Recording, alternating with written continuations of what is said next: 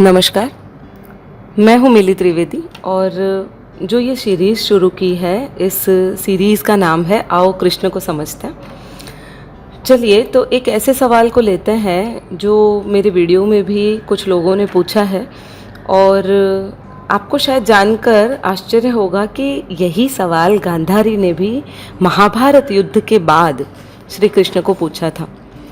प्रश्न कुछ ऐसा है कि कृष्ण ने महाभारत को होने से क्यों नहीं रोका। वे रोक सकते थे, हम उन्हें भगवान कहते हैं, भगवान क्या नहीं कर सकता। सबसे पहली बात, हमें चीज़ों को इस तरह से नहीं देखना है कि जो भी परमपिता परमात्मा है वो हर चीज़ कर सकते हैं।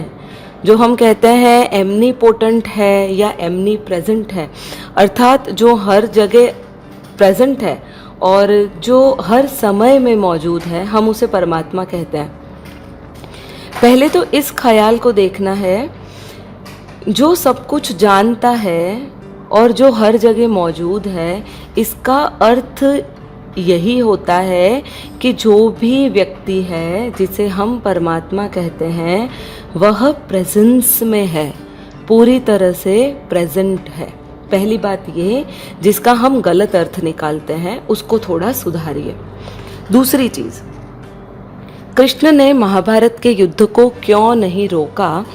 तो जब युद्ध की बात थी, आपको पता होगा कि जब ये पांडव हैं, इन्होंने श्री कृष्ण को दूत के स्वरूप में वहाँ हस्तिनापुर भेजा था और कहा था कि उन्हें कह दो कि हमें 5 गांव जितनी ज़मीन दे दे जिस पर हम अपना राज्य चला सकें और उसके बाद हमें कोई युद्ध नहीं करना है। वे गए भी थे, पर दुर्योधन का जो एटीट्यूड था, उन्होंने कहा था कि सुई की नोक जितनी ज़मीन में नहीं दूंगा और युद्ध तो होगा ही। इस वजह से कृष्ण उस युद्ध को नहीं रोक सकते थे। दूसरी चीज़, दुर्योधन ने उस समय आए हुए कृष्ण को बंदी बनाने की बात की थी कि इसे बंदी बना लो, इसे जेल में बंद कर देते हैं। जो उस समय के लिए जो भी दूत आता था तुम्हारे पास, उसको आप किसी भी वजह से बंदी नहीं बना सकते थे, कारागृह में नहीं डाल सकते थे, जेल नहीं करवा सकते थे। दुर्योधन ने वह चीज़ भी की। एक और चीज़, जहाँ पर हर कोई ये कहता है कि कृष्ण ही रिस्पॉन्सिबल है युद्ध के लिए, पर मेरे ख्याल से ये जो एक परिवार की लड़ाई है, कौरव और पांडव, आपको पता होगा एक ही फैमिली से बिलोंग करते हैं। आप सोचिए, अगर हस्तिनापुर भारतवर्ष में तब बहुत बड़ा राज्य माना जाता था और हस्तिनापुर की घटनाएं आसपास के राज्यों में अर्थात पूरे भारत में बहुत ज़्यादा इफ़ेक्ट करती थी। तो अगर ये चीज़ है, जिस राज्य पे जो भी कुछ हो रहा है वो पूरे भारतवर्ष पर अगर इफ़ेक्ट करती है, तो उस राज्य पे शासन कौन करेगा वह भी बहुत ज़्यादा इम्पॉर्टेंट था। अब दुर्योधन और दुशासन जैसे लोग जो राजा बनने वाले थे, तब तक तो धृतराष्ट्र थे, पर अधिकतर सारा कारोबार वही संभालते थे, दुर्योधन और दुशासन। वे ऐसे लोग थे जिन्होंने अपनी भाभी को भी निर्वस्त्र कर दिया था। तो जो व्यक्ति घर की औरतों को निर्वस्त्र करने की क्षमता रखता है, सोचता है और उस चीज़ को कर भी देता है, क्या वो व्यक्ति उसके राज्य की दूसरी औरतों को सम्मान की दृष्टि से देखता? क्या वहाँ पर लोग उस तरह से जीने के लिए बाधित नहीं हो जाते? क्या अधर्म में जीने के लिए बाधित नहीं हो जाते? इसलिए पहली चीज़ तो ये कि श्री कृष्ण युद्ध के साथ नहीं थे तो युद्ध के खिलाफ भी नहीं थे। वे शांत थे, इसका मतलब ये नहीं है कि वे शांति चाहते नहीं थे। अब देखिए, आपके घर में शांति है तो किस वजह से है? आप सोच के देखिए, क्योंकि अगर आपके घर पर कोई चढ़ाई करेगा तो आप उससे लड़ने के लिए सक्षम है। भारत में उसकी बॉर्डर पे दूसरे देश घुसते नहीं हैं। उसका रीज़न क्या है? क्योंकि हमारा सैन्य बल बहुत मजबूत है। अंदर शांति बनाए रखने के लिए भी युद्ध के लिए क्षमता रखना बहुत ज़्यादा इम्पॉर्टेंट है। इसका मतलब ये नहीं है कि युद्ध नहीं चाहते हैं तो नपुंसक बन जाए। कोई अगर गलत चीज़ कर रहा है, अगर कोई अधर्म कर रहा है, तो उसके खिलाफ खड़ा होना भी बहुत ज़रूरी है। अब एक दूसरी चीज़ देखते हैं। जीवन को आप इस तरह से नहीं ले सकते कि वो एक ही चीज़ है। अगर जीवन को आनंद से जीना है तो आपके पास शक्ति होनी बहुत ज़्यादा ज़रूरी है। अगर आप में शक्ति नहीं है तो आप चाहे तो भी आप आनंद से नहीं रह सकते। दूसरी बात, ये जो जीवन है वो दो विरोधी चीज़ों का संकलन है। अगर दिन है तो रात भी है, अगर अच्छाई है तो बुराई भी है। पहाड़ की नोक होगी तो खाई भी उतनी ही गहरी होगी। जितनी जितनी शांति जब जब बढ़ी है, उतने उतने युद्ध भी तब तब बढ़े हैं। आपको जवाहरलाल नेहरू के समय का भारत और चीन का युद्ध याद होना चाहिए। उस युद्ध में भारत के साथ क्या हुआ था?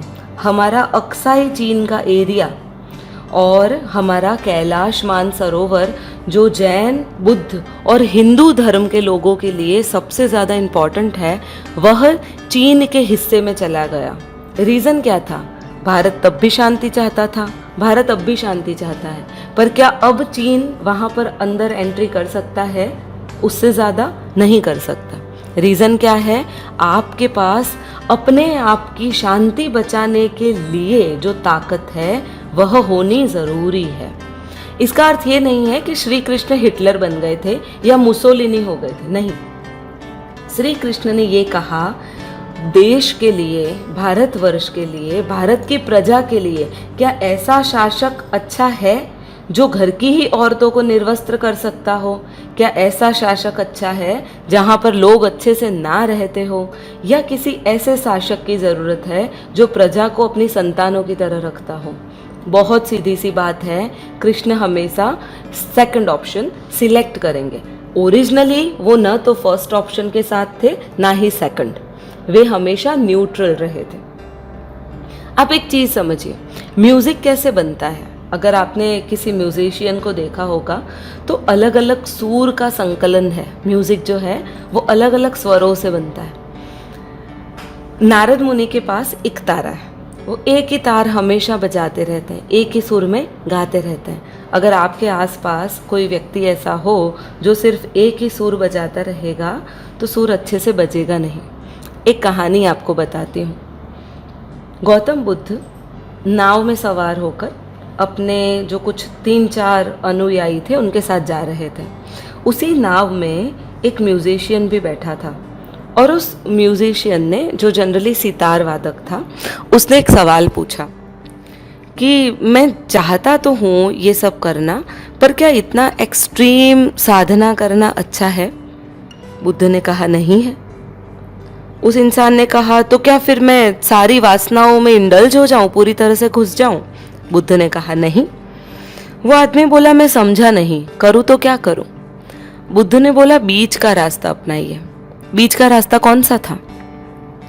रास्ता ये था, वो समझा नहीं, फिर से नहीं समझा। उसने पूछा मुझे अच्छे से समझाइए। बुद्ध ने उनकी वीणा ले ली और वीणा को कहा आप इसके तार कुछ ज़्यादा ही कस देंगे तो क्या संगीत बाहर आएगा? उस इंसान ने कहा नहीं आएगा। तो बुद्ध ने कहा चलिए इसको कुछ ज़्यादा ही ढीले छोड़ देते हैं, तब क्या संगीत बजेगा? उस संगीतकार ने कहा जी नहीं, तब भी नहीं बजेगा, सुर ही नहीं बनेगा।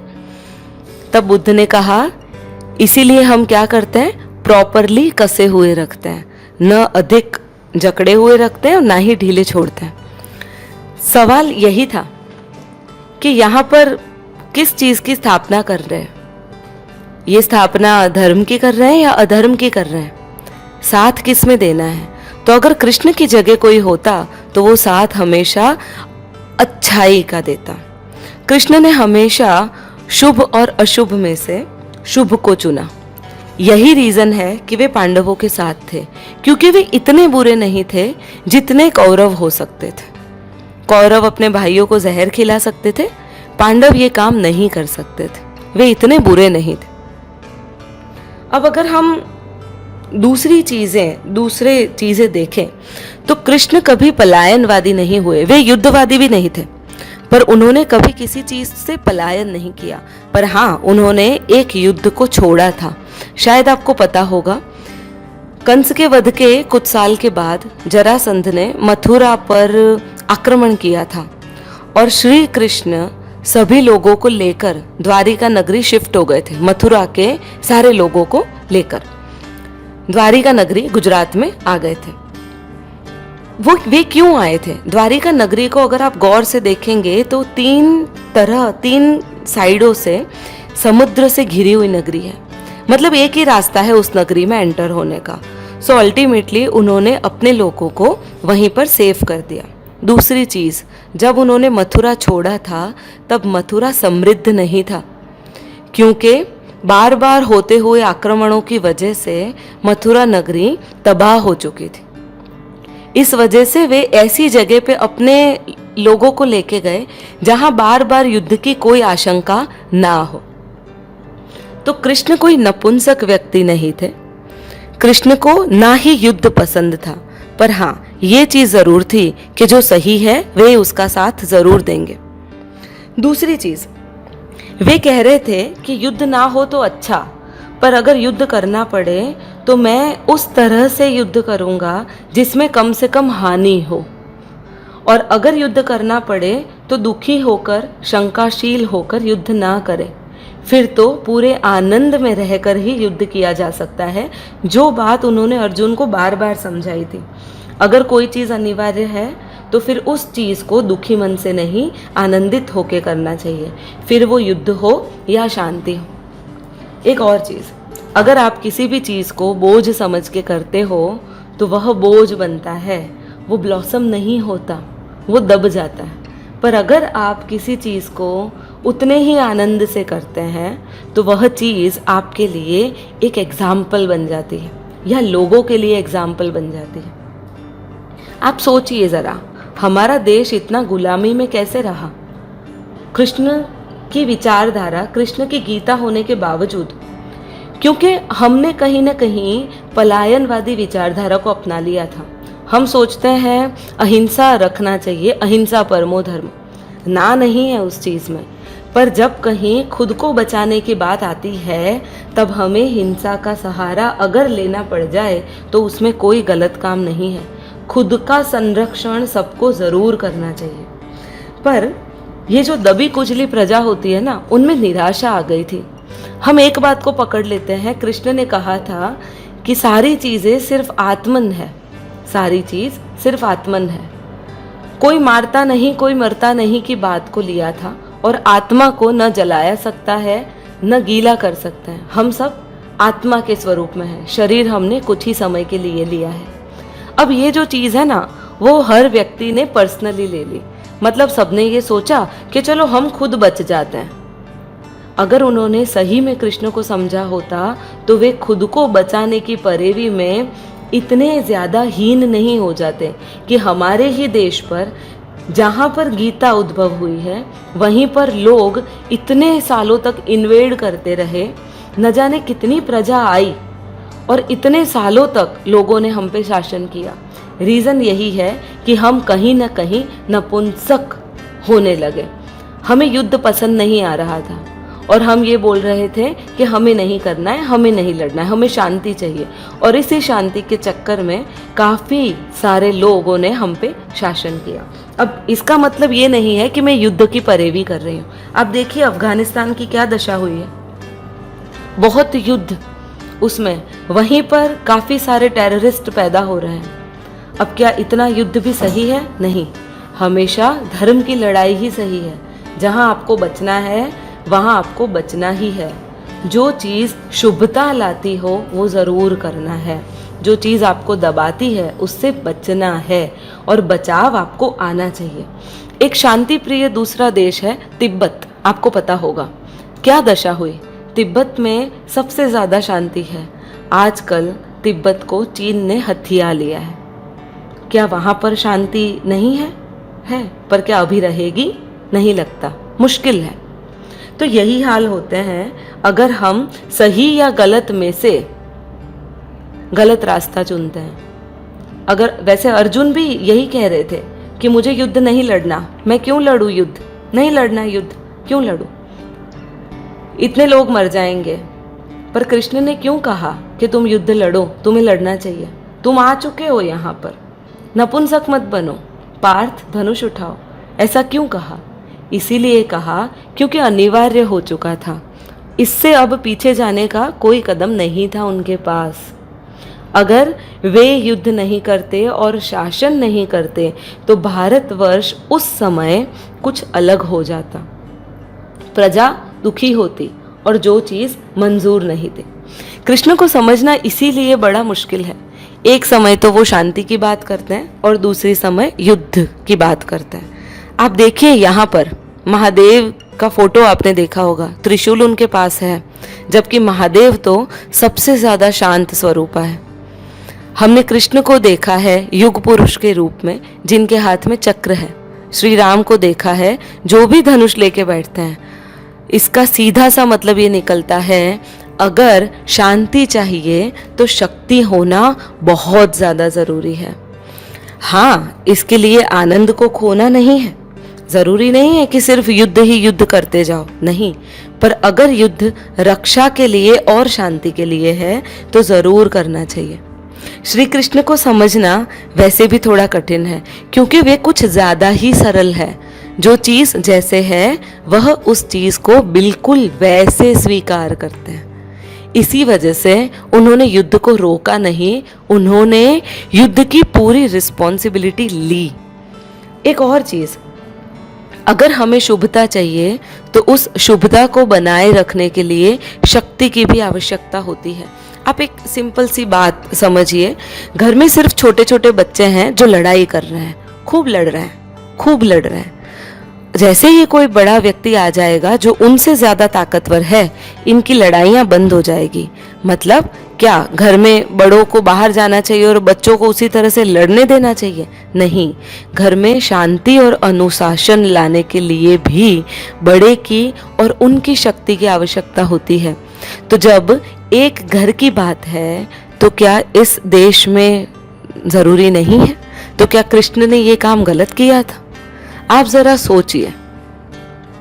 और अगर आपको मेरा वीडियो पसंद आए तो इसे लाइक और शेयर ज़रूर कीजिए। कमेंट करना ना भूलें, कमेंट ज़रूर कीजिएगा, मुझे भी पता चले आप इसके बारे में क्या सोचते हैं, और अगर मैं कहीं गलत हूँ तो उसे भी कृपया सुधारिए। अगर आपको मेरा प्रयास पसंद आए तो इस वीडियो को सब्सक्राइब करना ना भूलें। धन्यवाद।